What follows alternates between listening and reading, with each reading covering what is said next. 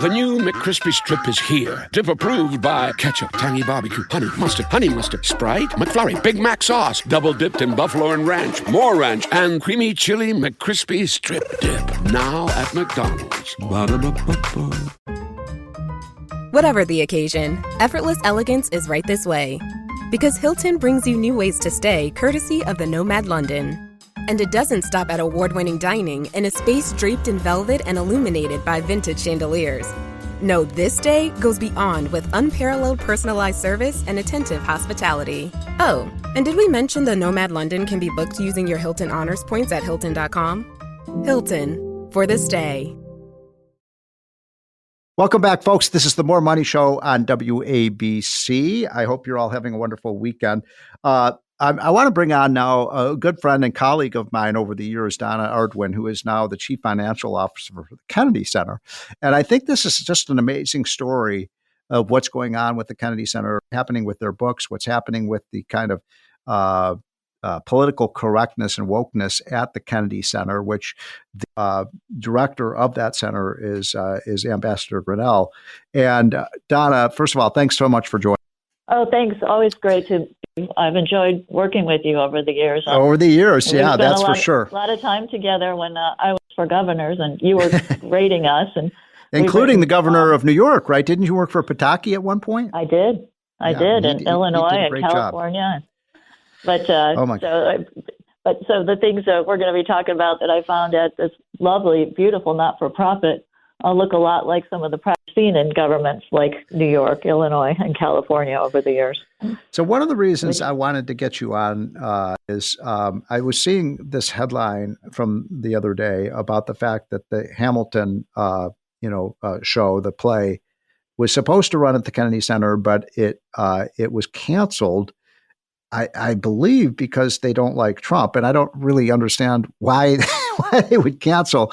It must be that they hate Trump, or what happened there? What's the story behind that? Yeah, well, if your listeners don't know, so Trump became the chairman of the board for the Kennedy Center in February, and immediately appointed Rick Grinnell, former ambassador to Germany and special projects for President Trump, to be the president, run the center, and he appointed me as CFO. Mm-hmm. Hamilton canceled. I can't speak for them, but that's clearly the reason. And I'll tell you what Ambassador Grinnell said immediately is arts are for everyone. They're not just for people of one political party. Of course. So, I mean, so they can't, I'm saying here in this article that they wanted to be, quote, protected from politics. I mean, are you politicizing the Kennedy Center? No, we're depoliticizing it. Exactly. No, I mean, this is so absurd. And it just seems to me, Donna, this is a sign of the Trump derangement syndrome that people talk about, that they're going to deny people the arts and the ability to watch this wonderful show because they hate Trump. Well, the other thing that we're doing besides depoliticizing the center, like I said, arts are for everyone, is also fixing the center. When we got here, Steve, we found, you probably saw when Donald Trump came through, he said this beautiful memorial to John F. Kennedy, which, by the way, the Kennedys raised the money to build in the first place, is in disrepair.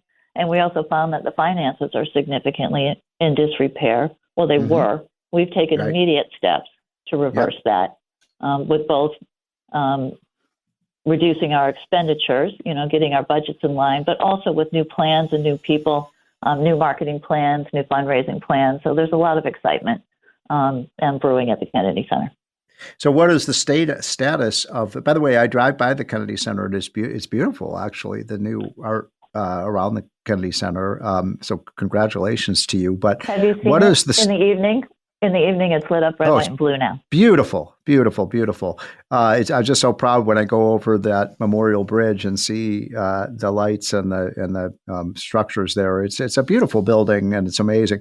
So, what is the status of the finances of the Kennedy Center? Yeah. So when we got here, it was dire. The center had an operating budget of about a negative $100 million a year, a $250 million budget. So they were budgeting. Wait. Time out. Hold on. Say that again. So they were spending $100 million more than they were bringing in, or what do you mean? On operating activity, so before fundraising, Yep. meaning that they weren't even attempting to book shows to make a profit.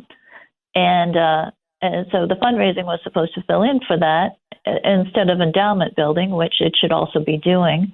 But that wasn't even working for them. So they then built the Reach, which you may see sort of those new buildings next to the Kennedy Center. The past chairman and president built these $200 million of new buildings with no real plans to use them to earn any kind of profitability. And they took out a $72 million note to pay for it, raised money to put in a debt reserve, but because they weren't balancing their budgets even with fundraising, they spent down the debt reserve. So when we got here, when Rick and I got here, the center was out of cash. Jeez. So thank you so you've turned around the finances. You've only been there for 3 months or something like that, and it's amazing. That's right. Yeah, we've turned them around. We're meeting with our audit and finance committee and going to be reporting all of the changes to them and a balanced budget. So you're saving the Kennedy Center from themselves, basically, from the mismanagement. It just sounds like it was incredibly financially mismanaged. Was that just under the Biden administration, or was that prior to that? It was the previous president of the center. Yeah. They just didn't pay attention. Who was let go by President Trump. You know that feeling when someone shows up for you just when you need it most? That's what Uber is all about. Not just a ride or dinner at your door. It's how Uber helps you show up for the moments that matter. Because showing up can turn a tough day around or make a good one even better. Whatever it is, big or small, Uber is on the way. So you can be on yours. Uber, on our way. Ryan Reynolds here from Mint Mobile. I don't know if you knew this, but anyone can get the same premium wireless for $15 a month plan that I've been enjoying. It's not just for celebrities. So do like I did and have one of your assistants switch you to Mint Mobile today. I'm told it's super easy to do at mintmobile.com/switch. Upfront payment of $45 for 3-month plan, equivalent to $15 per month required. Intro rate first 3 months only, then full price plan options available. Taxes and fees extra. See full terms at mintmobile.com. This episode is brought to you by Indeed. When your computer breaks, you don't wait for it to magically start working again. You fix the problem. So why wait to hire the people your company desperately needs? Use Indeed's sponsored jobs to hire top talent fast. And even better, you only pay for results. There's no need to wait. Speed up your hiring with a $75 sponsored job credit at Indeed.com/podcast. Terms and conditions apply. What does every USAA member have in common? Family. We're one big family who supports the military community and their eligible families. And if you, your parent, or spouse served, you could join our family and save big on auto insurance. Visit USAA.com/join today to check your eligibility. Membership eligibility and product restrictions apply and are subject to change. USAA means United Services Automobile Association and its affiliates, San Antonio, Texas. Amazing. Well, thank you for what you guys are doing. So Rick Grinnell, tell me about him and his management style and his, he's been incredible as a sort of CEO of the Kennedy Center in terms of turning it around. He's a rising star in the Republican Party. Absolutely. Absolutely. So incredible to work with Rick. He, first of all, found that it changed a lot of personnel, brought in some really exciting people who just can't wait to make the Kennedy Center what it was supposed to be and what it can be, and even more.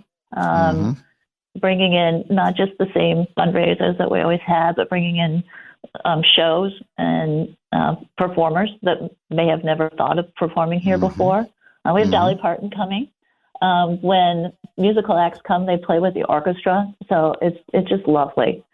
And non-equity Broadway shows, which means non-unionized Broadway shows. So there's a lot of opportunities.